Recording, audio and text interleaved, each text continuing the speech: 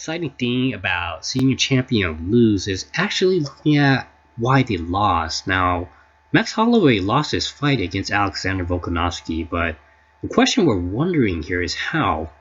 What exactly did Volkanovski have to do to pull off a victory that no one else could really seem to do at featherweight for about 5 years? We're going to be looking at some of these interesting points to kind of help us answer these questions and to get an idea of how the story of the fight turned out.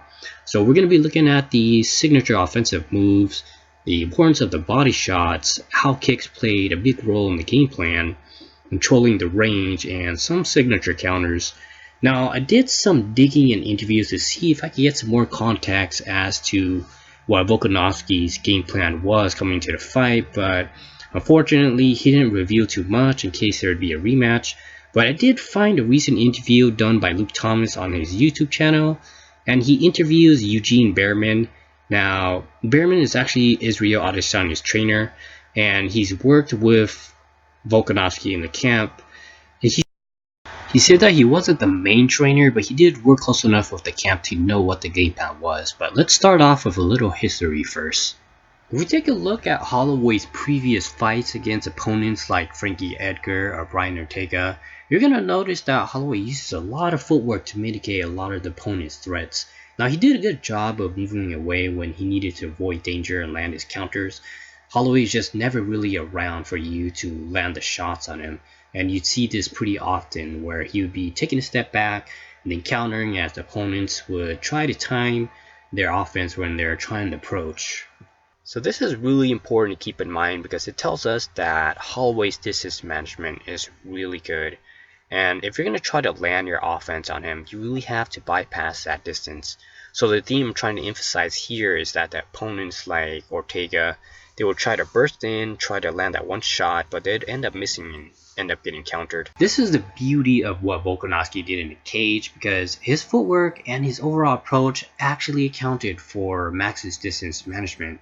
Now, what was nice about this was that Volkanovski showed he could always be consistent in closing that distance to be able to attack in range. So take a look at a few of these examples to see the tactics he used to accomplish this.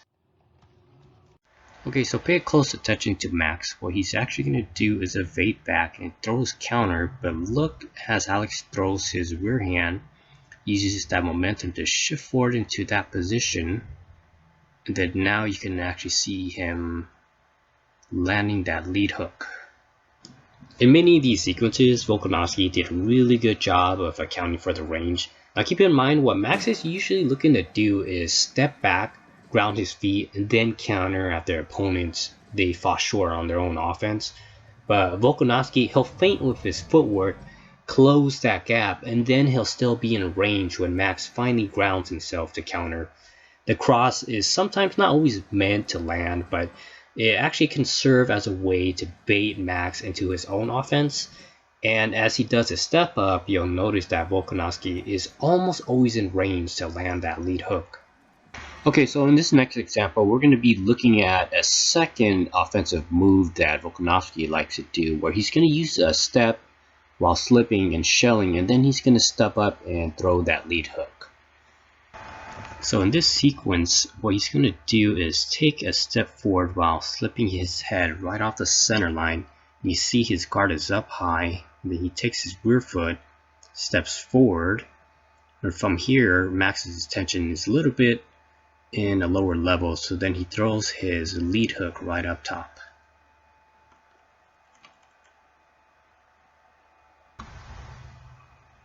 You'll see that Volkanovski, he slips his head off the center line with a high guard in case a counter comes, but while doing this, he actually sneaks into range using that step up to close the distance. So you can almost break this up into 3 different parts where he does a slip, he shells, and he does a step up all at the same time.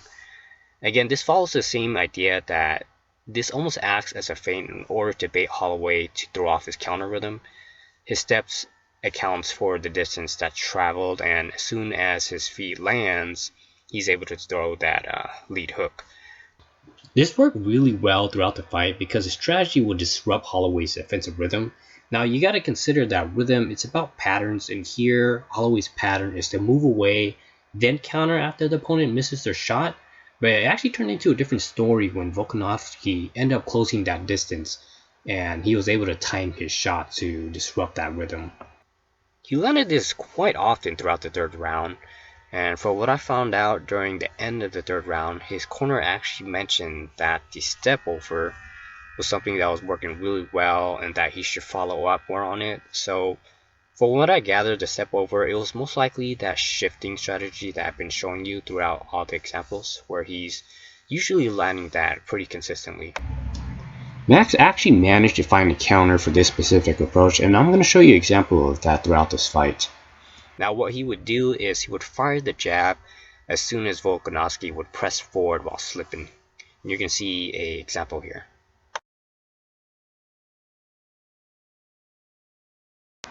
So why didn't Holloway keep doing this if it worked? Now it gets kind of messy because fighters are really good at altering their offense to account for this kind of adaptation. So if Holloway is to step back and jab, Volkanovski could just switch his rhythm to account for that jab. Now a natural counter to the jab, it could be an overhand or a cross right over the top of the jab. And there's something you'll notice that's really interesting. If you take a look at both strategies that I just showed you, they both actually start off slipping as though Volkanovski is about to throw the right hand. So when Volkanovski does this, you never really know if he's just going to be slipping off to move forward or slipping off to throw that hand right over the top as Holloway is about to throw the jab.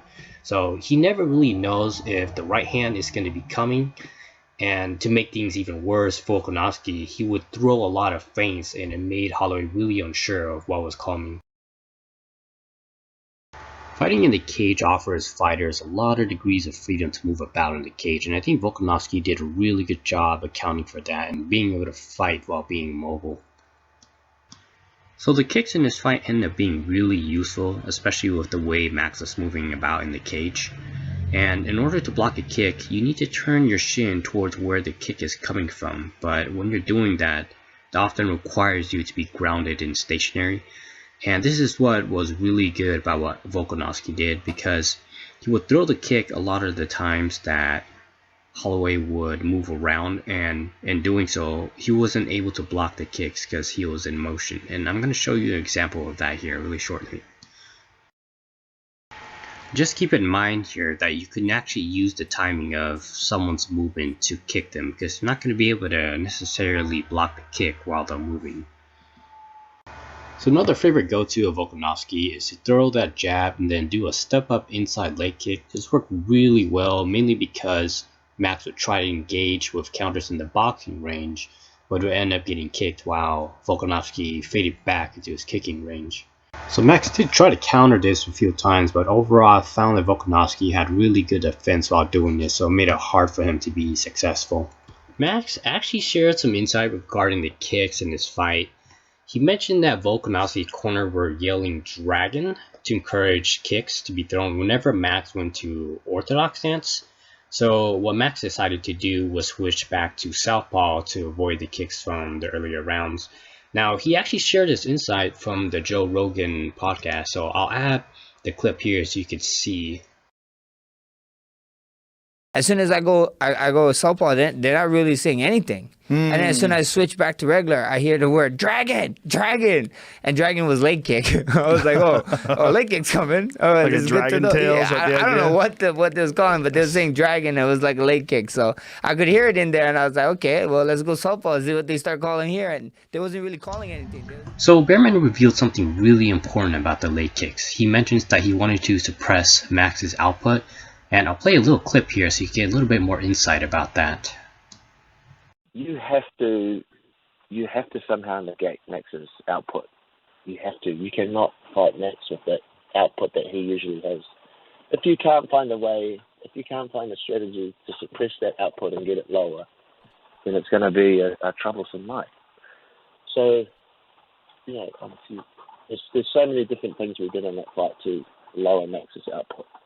But first and foremost, people have to realize, before you adopt any of those strategies, you've got to be able to make a miss. And making a miss, that goes even further back. You're not talking about some complicated strategy. You're just talking about good fundamental defense, and most importantly, good control of the distance, because that's the one key thing that Max does well, is he uses that long lead hand to disguise his distance, and he sneaks into range. Next minute, you don't realize where you are, and you're constantly getting hit. That's one thing we weren't going to let Max do. Is ultimately, why we did that was this: we needed to bring Max's weight back. We needed to bring Max's center of gravity back, because Max likes to put his lead shoulder right over the front of his leg and get that extra 1 or 2 inches on the end of his range. So how do you take that away? Well, you bang the leg, because then that forces Max's weight back, because he has to be able to be limber on the front leg. You can't put that much weight. So now we got Max's leg hurt. Now Max's weight comes back 2 or 3 inches. Well, now you've got Max fighting in a position that he hasn't not spent any time in. He's spent an entire career with that lead shoulder over that front foot, and now all of a sudden we've got him fighting out of a position that's slightly different.